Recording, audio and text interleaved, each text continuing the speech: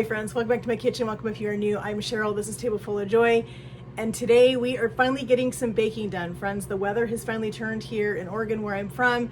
We're still gonna be in the low 70s today, but you know what? That's better than the hundreds that we've had. And today I'm excited because I've missed baking. I love to bake. And so I'm excited to get some recipes made today.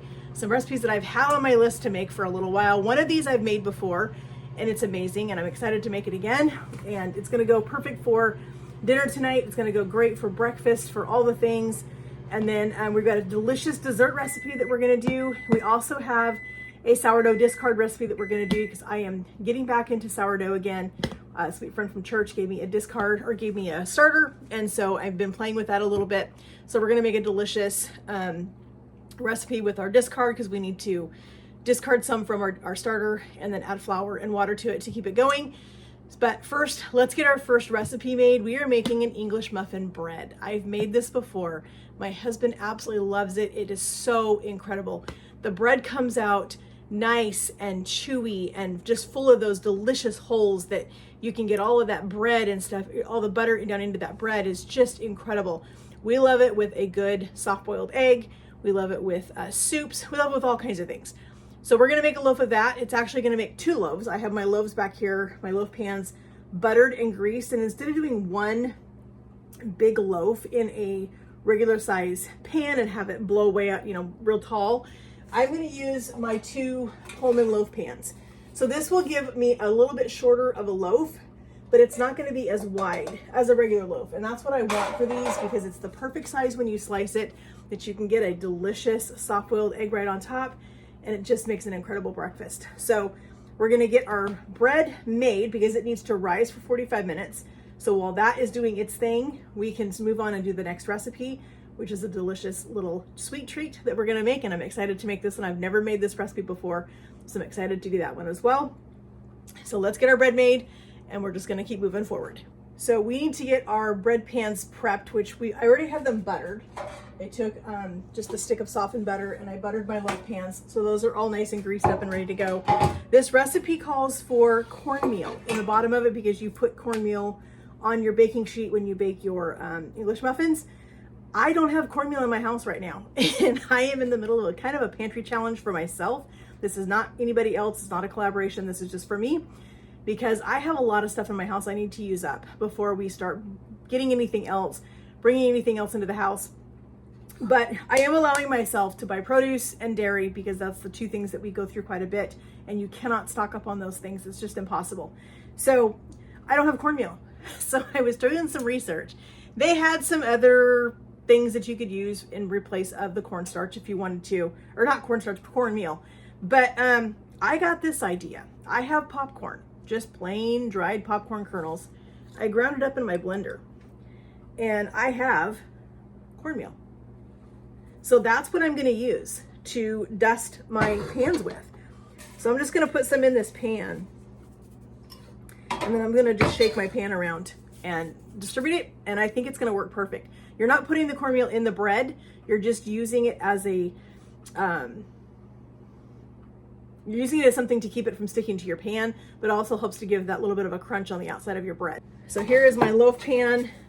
We're just gonna use our butter and just kind of go around the edge of our pan just to kind of give us a good coating down here. I'm gonna have to sweep my floor, but that's okay. So I just want to make sure I have this nice and coated. I think that looks good. So I don't see any reason why this won't work, but we're gonna experiment with it because as I said, friends, I am trying not to go to the grocery store and buy anything other than, like I said, produce and dairy at this point, just because we do use dairy for coffee and all those things. It feels just like cornmeal, so I think it's gonna be fine. So I've got a 1/4 cup of hot water, 110 degrees. I just put it in the microwave for just a couple of seconds just to get it hot. We're gonna add in our 2 packets of yeast and our tablespoon of honey, and we're gonna get that set up and get that set aside so that yeast can start to proof and bloom. And while that's doing that, we're gonna get our flour mixed. This is a super easy recipe. Doesn't have a whole lot of ingredients, which I really like. I've seen some English muffin bread recipes that have a lot of ingredients, and I don't want a lot of ingredients.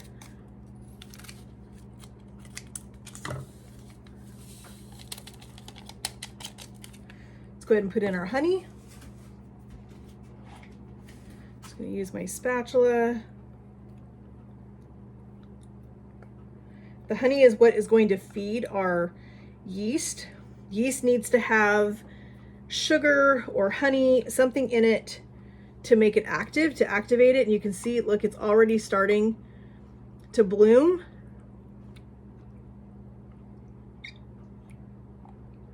So we're just going to get that all mixed up together.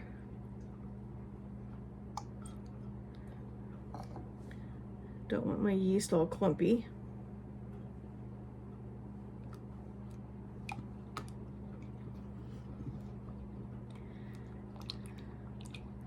All right, we're gonna just set that aside for a few minutes and let it bloom, and we're gonna get our flour mixed up.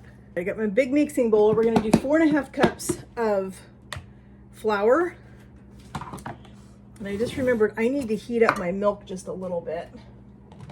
So we're gonna put that in the microwave for just a minute. All right, let's get our 4.5 cups of flour in our mixing bowl.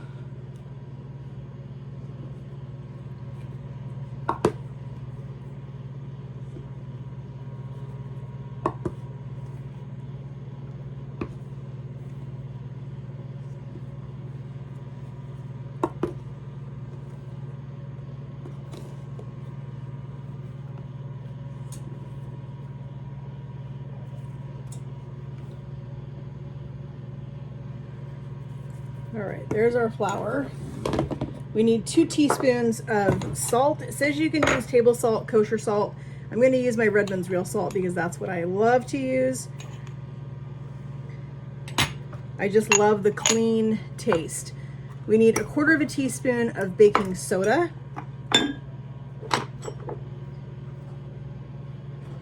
My baking soda is just a little bit clumpy, but it's going to be fine.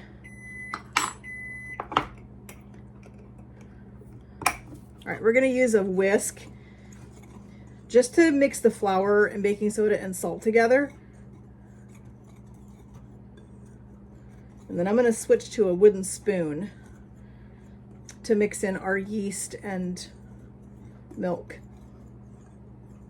I've got my trusty wooden spoon. You can see how our yeast is done. See that beautiful, fluffy. That's exactly what we want our yeast to do. That tells me that that yeast is alive, it's happy, it's active, and it's ready to do beautiful things to our bread.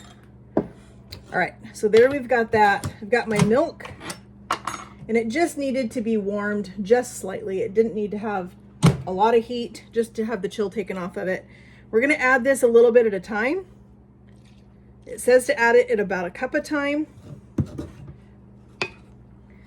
And we're gonna have what she calls a very goopy dough. I love that terminology. I thought that was so funny. So it isn't going to be a firm dough. You're not gonna be able to knead this dough. It's going to be a very goopy, wet dough because we're gonna spoon this directly into our bread pans and just let it sit and rise for 30 to 45 minutes in a warm place. I have my oven turned on because I want it to be preheated and hot when I'm ready to put my bread in. And so that heat from the oven is just going to help our dough rise. All right, let's get our last bit of milk put in here. I just love how easy this bread recipe is. And as I said, it goes together so easy. And we can use it for all kinds of things. We eat it, as I said, for breakfast with eggs. It makes incredible avocado toast if you're one of those people that loves avocado toast like I do. It makes incredible avocado toast. Nice fresh piece of tomato on there, especially right now where we still have a little bit of garden tomatoes coming out of the garden. So you can see this is a very goopy, but I just want to make sure that I'm getting all of my dry flour in the bottom of my bowl up off the bottom and mixed.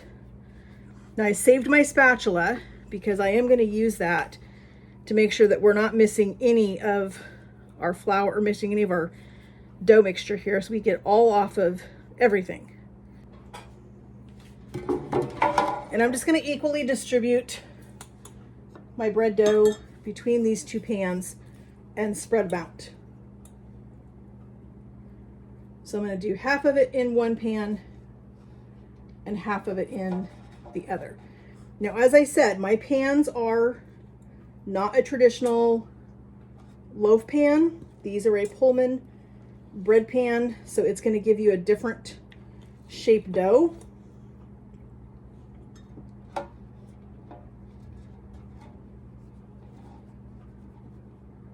But that's what I wanted, is I love that shape that I get from the Pullman bread loaf pans. I think I'm going to flour my hand just a little bit so I can just use my hand to push this down into our bread pan. Doesn't have to be perfect because it's going to rise and that's going to shift in the pan, so it's going to be totally fine. I'm not going to worry too much about it. I just want to get it down in our pan all the way. And we're going to cover these with saran wrap and a tea towel, and just going to set these on my stove and let them rise. All right, friends, we're on to recipe number 2. I'm excited about this one. We are making a apple cider donut cake, and this typically is made in a Bundt pan. I do have a Bundt pan. I just don't want to use it. So what I'm using my mini Bundts. I love these things. They are perfect for personal size desserts. They are perfect for my husband's lunch. They're just the right size. This is a super easy, quick recipe. It calls for a cup of apple cider. We do not drink apple cider typically. So we typically have the packets on hand when we have company over. If somebody wants apple cider, we always have that in hot chocolate packets. So we're just gonna use one of these packets, and I'm just gonna make a cup of apple cider right in my measuring cup, and it's gonna be fine.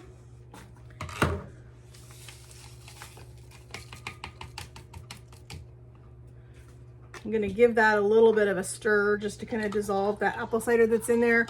While our apple cider is dissolving in this warm water, let's go ahead and get our stuff mixed up for this cake. Cake takes a spice cake mix, which I thought was super fun because this is the time of year for spice cake. It is getting to be fall here. Leaves are starting to change. I am excited. I love fall. Football starts this weekend. So excited about that. Go Ducks. I cannot wait to watch my boys play this weekend. All right, so there's that. We're going to put in a tablespoon of brown sugar, a 1/4 teaspoon of cinnamon. Now, if you don't like spice cake, if there's something in a spice cake mixture that you don't appreciate, the recipe says you can also use a pumpkin cake mix. You can also use a yellow cake mix. So it's whatever you prefer. Let's get this all mixed together.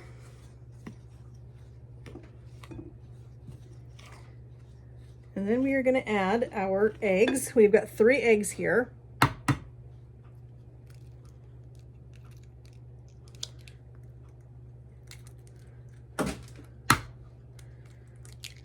We need a 1/2 cup of applesauce. So it's got lots of apple in it. I'm actually going to tweak this recipe just a little bit more because I have some fresh apples that I need to use. They're apples that I got on clearance at Fred Meyer, and I need to use them. I'm trying to use up whatever I have in my house.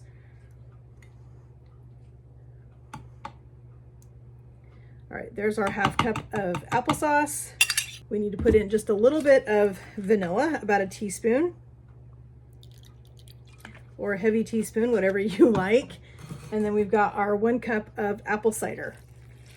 We're gonna get this all mixed up, and then I'm gonna grab an apple out of my fruit bowl, And we're gonna add that to our mixture. And I am not even gonna peel them. My husband and I don't mind the peel. That's where all of your nutrients are in apples. So I'm gonna leave the peel on. I've got one Granny Smith and one, I believe this was a Honey Crisp or something like that. It has a little bad spot, just trim it off, it's fine. We've got our cake mix, we've got our apples that we just chopped. I want to take a chance to get any apple into this recipe as we can, because we've got the apple sauce and we've got the apple cider. Why not put some fresh apple in this and really take it over the top? So now these cakes are going to get cinnamon and sugar put on them when they come out of the oven after they cool for just a little bit. So here is my Bundt pan. So this is a Pampered Chef Bundt pan, but I know Amazon has some. I'll leave a link for the Pampered Chef one as well as one from Amazon if you guys are interested in getting one. I love using these over the holidays. They make absolutely incredible little pumpkin cakes. I make, you know, like the dark chocolate cakes with peppermint glaze on them during the Christmas time. All of that stuff. I love using these. So you want to fill them about 3/4 full, kind of like you would a cupcake pan.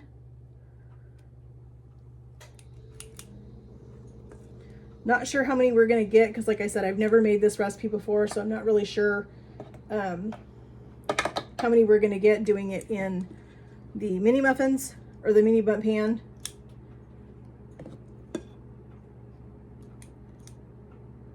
They already smell absolutely incredible.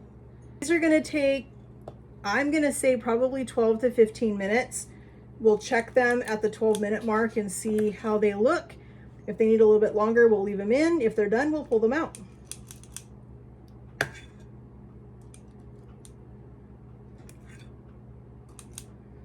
All right, there's our little mini muffin, or little mini Bundt pan cakes. We're gonna put these in the oven. All right, friends, here are our beautiful little apple cider. That's the thing, apple cider donut cakes, mini ones. These are beautiful. We're gonna get these on a cooling rack so they can cool completely.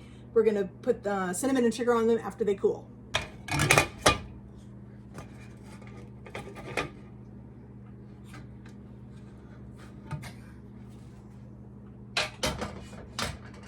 And this, friends, is why I love a mini Bundt pan. Are these not absolutely adorable?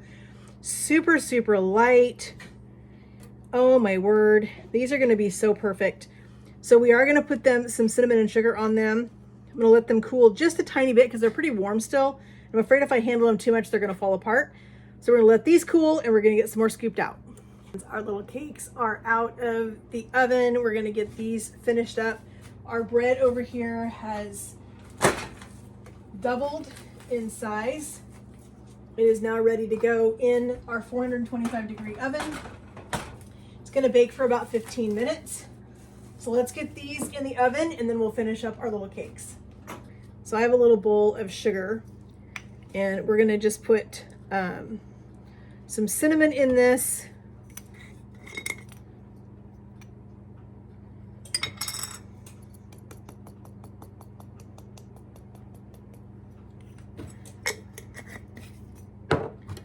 Give this a little stir.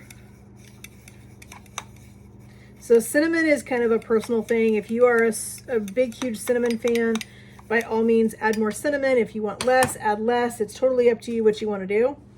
So we have a little bit of melted butter and I want to show you. So one of these cakes, when it came out, it kind of stuck to the pan a little bit, but look at that apple right there. Is that not absolutely beautiful? I took a little taste. They are incredible, friends. They are so, so good. So we're just gonna take our brush. I put some parchment down below my cooling rack because I really don't want to get this all over the place. So we're just gonna brush these with some butter and then we're gonna sprinkle them with our cinnamon sugar mixture. And then these are gonna sit and completely cool. I'm gonna put my sugar right here so I think I'm just gonna, I don't know if I can dunk these or not, or if this is not gonna be the right size. I probably should have put this in a different size bowl. I think that's what I'm gonna do, friends, real quick. I'm gonna grab a different size bowl for my cinnamon and sugar. Let's put it on a plate. It's gonna be easier. So we're just gonna put some of it right here. We'll come back in, grab these things, and we're just gonna drop them down in here, kind of roll that cake around in that cinnamon and sugar, get it all nice and coated. These are gonna be so incredible. I think these are gonna be so good with coffee in the morning. And I don't wanna get them too coated with butter, but I definitely want some butter on them so that our cinnamon and sugar is gonna stick.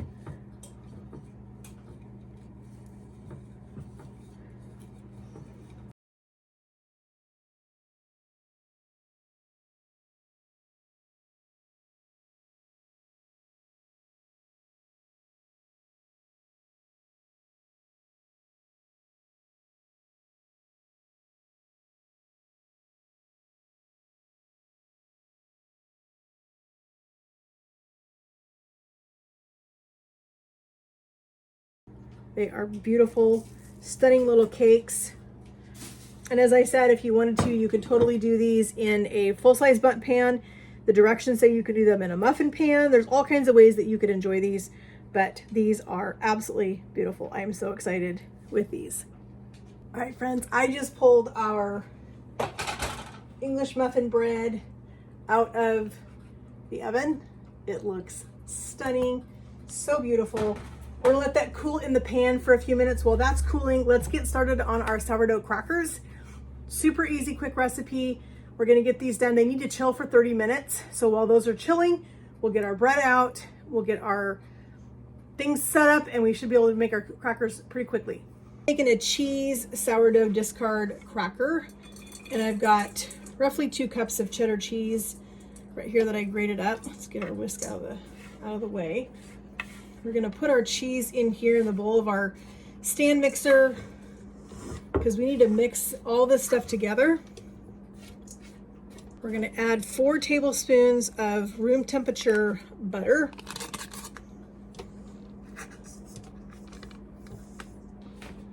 We're gonna put a little bit of salt. Now it calls for just garlic powder, which is fine, but I am gonna put a half a teaspoon of, or a heavy half teaspoon of garlic powder in there, but I'm gonna put in a little bit of this Kinder's Buttery Steakhouse blend. I think that is gonna be incredible in here. So we're gonna put a heavy half teaspoon of that in there. We're gonna turn on our mixer, and we're gonna mix this cheese and butter and herb mixture or seasoning mixture until this is nice and fluffy. Nice and mixed. All right, we're gonna add in our 4 tablespoons of unfed sourdough starter.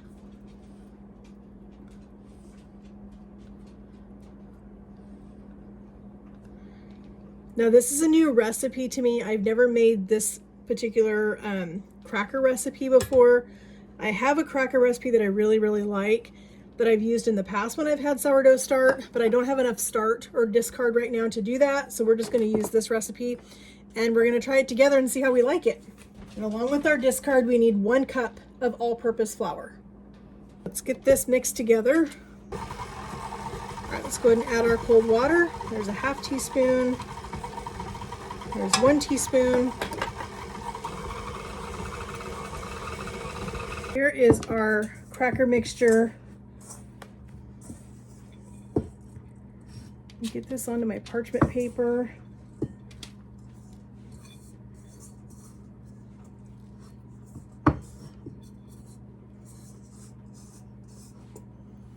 Perfect. To kind of push this together, kind of get it started. And then I'm going to put my other piece of parchment on top, and we're going to roll it out.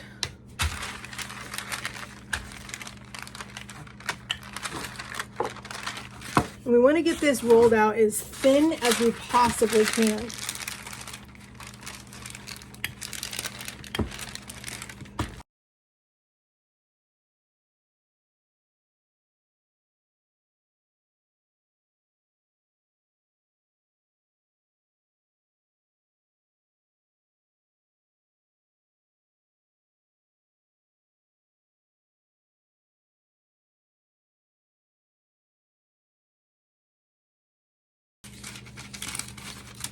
Yep, I think we're right there.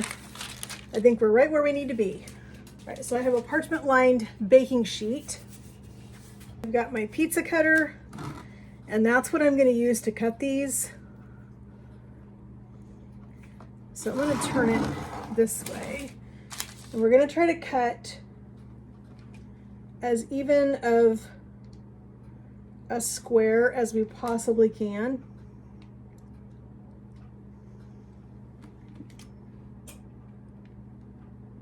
We love having these crackers with soup.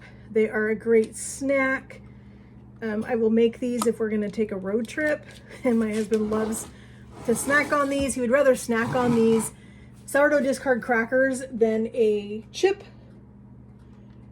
That tells you how good they are. Like I said, I have not tried this specific recipe, but I'm sure that it's the same as any of the discard crackers. They do have a cracker cutter, but I have enough kitchen tools in my kitchen right now. I don't need any more. So I am happy just using my pizza wheel. All right, I'm gonna turn this sideways. I'm gonna bring my cookie sheet over, and we wanna keep these as separated as we possibly can. So we've got some that are misshapen, which that's totally fine. They are homemade. They're gonna be a little bit misshapen. Once I get them on my tray, then I'm gonna get a fork and I'm gonna poke some little holes in these, kind of like they do with, you know, Ritz crackers or any of those other commercial brand crackers. They put holes in them so they don't puff up. Some of these are a little bit thick, but they're gonna be okay.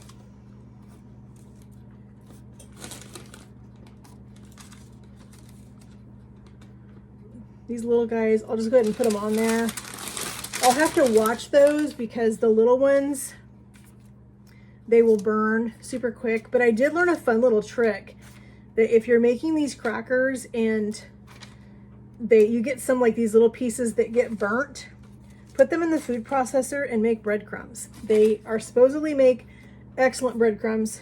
So if I do end up with some that have a burnt color on them or they're too dark, that's what I'll end up doing, is I'll just end up making some breadcrumbs with them and they'll be fine. Super excited to have these. Again, we have not had sourdough crackers in quite a while because, as I said before, I accidentally killed my starter a while back, and I have not had a starter until just recently. So I'm excited to be able to start making these crackers again.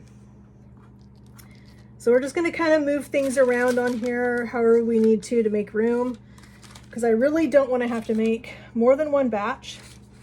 I would prefer to have these all baked in one pan. So, and like I said, we've got some that are a little bit thicker than others. That just means we're going to have some crackers that are going to be a little bit softer, not quite as crunchy. But you know what? I'm not going to worry about it. They're homemade. They're going to be delicious. And that's all that matters. These are gonna bake at 350 degrees. We're gonna poke some holes. Got my fork. The little tiny guys just need a hole in them. The bigger ones, we're gonna do 2. And what I can do with these is the ones that are thicker, I can leave them on the tray, and the ones that are thinner and I feel that they're getting crunchy, I'll take them out and put them on my cutting board and just let them hang out until these thicker ones are done. Because even the thicker ones can become crispy. They just need a little extra time in the oven. All right, I think we got them all. Let's get these in the 350 oven. Let's look at our English muffin bread. Look at that, friends. It came right out. This is what I wanted, was a smaller loaf, not a big, huge loaf. So we've got 2 loaves, beautiful loaves of English muffin bread. Look at those. Absolutely beautiful. We're not going to cut into those yet because they are still too hot. You cut into bread when it's super hot and you lose all of your steam that's creating all those beautiful air pockets in your bread. And if you smash that down, you're gonna wind up with a gummy texture, and nobody wants to eat that. All right, friends, our crackers are ready. They are incredible. They turned out amazing. Listen to this. So good. I'm really glad that I put the buttery steakhouse seasoning in there too with the garlic. I can really taste it. It's so incredible. So our bread is cooled. I'm gonna put this down. Our bread's cooled. Let's go ahead and get our bread cut and give this a taste. It is absolutely beautiful bread, but I want to show you guys really quick. If you don't have one of these and you do a lot of bread baking, you need one of these. This is a 10-inch bread bow knife. I saw these on somebody else's channel and I had to get one because I love this thing. So this is a bread bow knife. You guys can see it has the serrated edge on it. It makes cutting an even piece of bread so easy. So let's cut this bread and give it a taste. So you can see all of our beautiful crackers here. We've got our beautiful English muffin bread. We're just gonna go ahead and cut this. You can see this thing guides you. It gives you a beautiful edge. There is our English muffin bread. You can see all of our beautiful little holes in there. So that will definitely crisp up when we toast it in the oven. You'll end up getting that nice crunchy texture. But for right now, let's put a little bit of butter on it and let's give it a taste.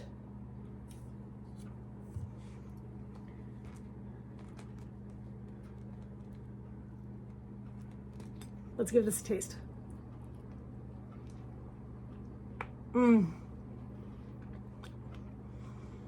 Friends, I can't tell that I use popcorn. It has that nice crunchy texture. So good. Wow. Friends, make all 3 of these recipes. If you don't have a sourdough start, find some online. You can get them anywhere. I love sourdough discard. I love making crackers, tortillas. I'm going to bring you guys along with me on the journey as we make a lot of things with sourdough. You can tell I need to feed it, so I will do that in a minute. But friends, thank you guys so much for joining me in my kitchen today as we made 3 incredible recipes, getting back in the kitchen and getting some baking done. Hubby's going to be super excited with everything we got done today. I hope you guys will try these recipes. If you want to try them, I'm going to leave all the recipes in the link in the description box for you guys. You can click on those, go check out those recipes, give them a try, make these for yourself, make them for your family, for your loved ones, whoever. Try this English muffin bread. If you have kids that love breakfast, perfect bread for that. Make them some scrambled eggs. It goes incredible, and it really crisps up nice in the oven when you toast it, or toaster oven, toaster, whatever you want to do. It works great. So friends, it means so much to me that you guys take time out of your day to come and spend time with me in my kitchen, see what I'm doing, hang out with me, and get some baking done, get some fun projects finished up. I'm super excited to have these things in my house now. Super excited about this pantry challenge that I've got for myself, that I am trying to use up what we have in our house right now with our pantry, kitchen, freezer, fridge, all the things, using up what we've got and not shopping unless we absolutely have to for produce and dairy. That's the only 2 things that we're allowing ourselves to buy right now. And of course, things to make dog food if I need to. That's the other thing that we're buying. But yeah, these are incredible recipes. It means, like I said, it means so much to me that you guys take time out of your day to come and spend time with me, hang out with me, see what I'm doing. And I hope you guys will come back. If you have not yet, please hit that subscribe button. I would love to have you a part of my YouTube family. Hit that notification bell down there, friends, so that you don't miss out on any of our content. And we'll talk to you guys in the comments. Have a great day, and God bless.